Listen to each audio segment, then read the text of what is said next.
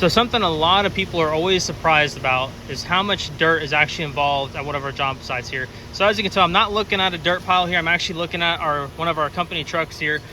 So this is just for a size comparison. This is what an average about 25 piers looks like whenever we are working on a job that size. This is the amount of dirt you can expect to see. As you can see, this is a very large pile of dirt here. We got some of the guys walking by with the wheelbarrows. Also giving you another size comparison here. It's a lot of dirt, but we're actually on the pour phase right now. You'll see the guys going by with some wheelbarrows here. But once we're done with all this concrete pouring, what's going to happen next is we're actually going to get all this dirt cleared off here, get it all nice and cleaned up. And then as we're finishing up the job here in the later phases, we'll actually pressure wash and clean off the driveway and make it all nice and pretty again for you. But this is what you can expect to see whenever you are in phase 1 of dig, drill, pour. This is what happens after all that digging.